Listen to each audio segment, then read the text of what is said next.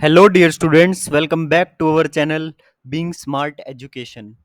आज हम अपनी फील्ड एक्सटेंशन टॉपिक की क्लास 4 कर रहे हैं, जिसमें हमने यूनिट 3 शुरू की हुई है। तो जिसने भी पिछली क्लासेस ना देखी हो, 3 क्लास हो चुकी हैं इस यूनिट की, तो पहले उनको कंप्लीट कर लीजिए ताकि ये अच्छे से समझ आ सके। तो अपनी थ्योरम शुरू करने से पहले हम जो रिजल्ट्स इसमें यूज होने वाले हैं, पहले उनको देख लेते हैं ताकि हमें आसानी रहे। तो रिजल्ट्स, सबसे पहले तो हमें कैरेक्टरिस्टिक की डेफिनेशन पता होनी चाहिए।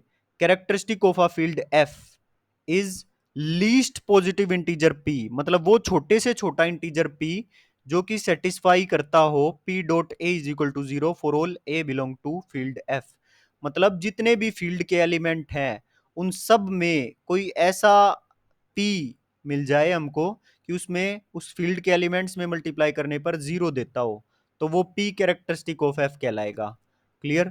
मतलब फील्ड के जितने भी एलिमेंट्स हैं उनमें कोई ऐसा ऐसा लीस्ट पॉजिटिव इंटीजर मिल जाए कि फील्ड के एलिमेंट्स के साथ गुना करने पर जीरो दे, तो वो जो लीस्ट इंटीजर मिला है ना, वो कैरेक्टरिस्टिक ऑफ फील्ड एफ होगा। Clear? Characteristic of a field F is least positive integer p satisfying p dot a is equal to 0 for all a belong to field f। दूसरा result क्या use होगा? लेट f be a finite field। f कोई finite field है, then characteristic of f is equal to p prime number.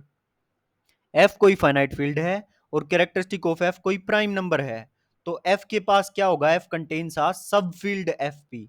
तो F के पास एक sub field F P exist करेगी which is isomorphic to Z upon generator P. The number of elements of F is P की power N.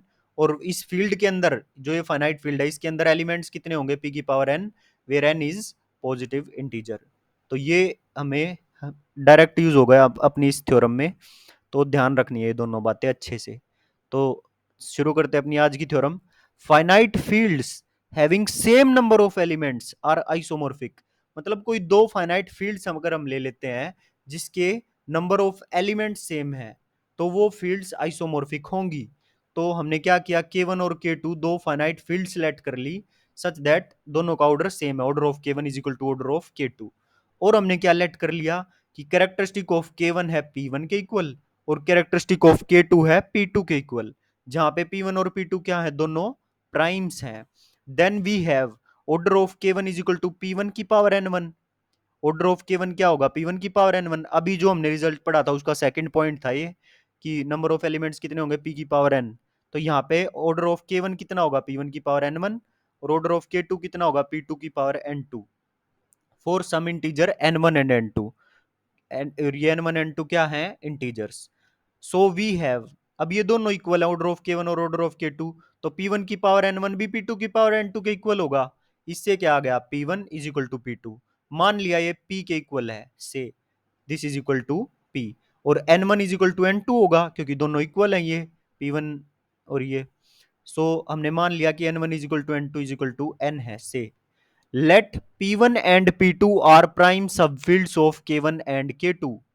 अच्छा, अभी हम जो रिजल्ट यूज होगा वो करके आए थे, उसमें उसमें फर्स्ट पॉइंट था कि अगर कैरेक्टरिस्टिक कोई प्राइम है P1 तो सब फील्ड एग्जिस्ट करेगी। तो हमने मान लिया वे जो सब फील्ड है ना, P1 और P2 है, वे प्राइम सब फील्ड्स K1 और K2 की respectively. Then P1 is isomorphic to Z upon generator P and P2 is isomorphic to Z upon generator P। तो दोनों एक चीज के इक्वल हैं, तो यहां से क्या आ गया? P1 is isomorphic to P2। P1 is isomorphic to P2। तो आधा काम हमारा हो चुका है। अब एक लेम्मा जो हम पीछे करके आए हैं वो यूज होगी। अगर F कोई फील्ड है जिसके अंदर Q एलिमेंट्स हैं, तो F स्प्लिटिंग फील्ड होगी किसी ना किसी पोलिनोमियल एफ एक्स की, जो कि किस तरह का होगा? एक्स की power Q minus x type का, belonging to P x, where P is prime sub field of F. कोई भी फील्ड एफ है जिसके अंदर क्यू एलिमेंट्स हैं, तो वो एफ स्प्लिटिंग फील्ड होगी over polynomial F X, where X की एफ एक्स किसके इक्वल? एक्स की पावर क्यू माइनस एक्स के, and this belong to P x, where P is prime sub field of F. ठीक है? तो हमारी फील्ड तो एफ नहीं थी, हमारी फील्ड तो K1 K2 थी।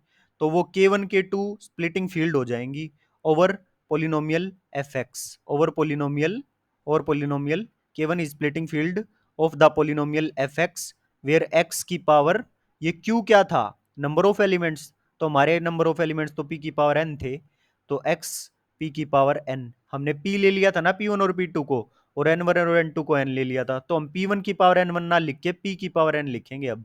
F x is equal to x की पावर पी की power n minus x belong to p one, and k two is splitting field of polynomial f y, लिख लो इसको, y की पावर p की power n minus y over p two. Now P1 और P2 तो isomorphic थे, इनको आप ऐसे भी लिख सकते हो P1x और P2x या P2y, आपकी मर्जी है, P2x ही लिख लो इसको भी।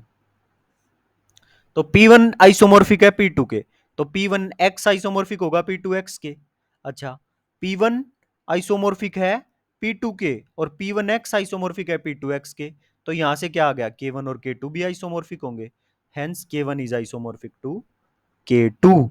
यही तो हमको प्रूव करना था कि जो फील्ड्स होंगी वे भी आइसोमोर्फिक होंगी, और K1 और K2 को ही तो हम फील्ड लेके चले थे, सो K1 आइसोमोर्फिक टू K2 आ गई।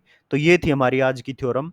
अब नेक्स्ट क्लास में देखो हम क्या करेंगे, नेक्स्ट क्लास में हम इसी यही थ्योरम एक दूसरे तरीके से भी पूछी जाती है, कैसे, देखो स्टेटमेंट दिखा देता हूं पर करेंगे कल, कैसे पूछी जाती है, any finite field f with p की power n elements is splitting field of this polynomial belonging to f p x. ये रिजल्ट हम पीछे करके आ चुके हैं, ठीक, तो ये और ये वाला जो अभी किया है, consequently any two finite field with p की power n elements are isomorphic, मतलब कोई दो फाइनाइट फील्ड है जिनमें सेम नंबर ऑफ एलिमेंट्स है पी की पावर एन, तो वे आइसोमोर्फिक होंगी। तो ये आज वाला रिजल्ट है, और ये हम पीछे करके आ चुके हैं, आप देख सकते हो खोल के। तो इन दोनों को मिला के एक थ्योरम बना के दे देता है, और 8 नंबर में ये पूछी जाती है, या तो ये ऐसे पूछी जाएगी, या ये जो भी हमने की है ऐसे पूछी जाएगी, दोनों 8 8 नंबर में कैसे भी पूछ सकता है, वो एग्जामिनर के मूड के ऊपर डिपेंड है। तो इस थ्योरम को हम नेक्स्ट क्लास में करेंगे। सो टिल देन, अगर किसी ने चैनल को सब्सक्राइब ना किया हो, तो अगर आप यहाँ तक पहुंचे हैं तो जरूर आपको समझ में तो आ ही रहा है, ये तो श्योर है, तो प्लीज चैनल को सब्सक्राइब जरूर करें, और कमेंट करके भी बताएं कि अगर अगर कंटेंट अच्छा लग रहा है, समझ में आ रहा है, तो प्लीज, बहुत मेहनत लगती है वीडियो बनाने में, तो प्लीज कमेंट करके भी बताएं, और वीडियो को लाइक करें, चैनल को सब्सक्राइब करें। Till then, bye bye, thank you so much.